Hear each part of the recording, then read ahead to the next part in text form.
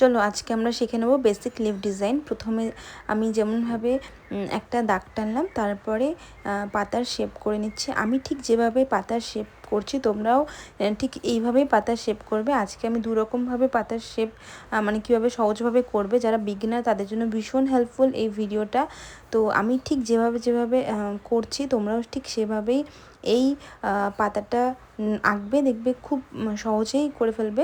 Next আমি যেই পাতাটা করেছি, প্রথমে আগে ভি শেপ নিয়ে নিয়েছি, তারপরে আমি পাতার শেপটা দিয়েছি। অনেকেই মানে করতে পারো না, অসুবিধা হয়, তো সেই যাদের খুব অসুবিধা হয় তারা এই যে সেকেন্ড যে ডিজাইনটা করছি সেই রকমভাবে করবে, দেখবে খুব সহজেই করে ফেলবে।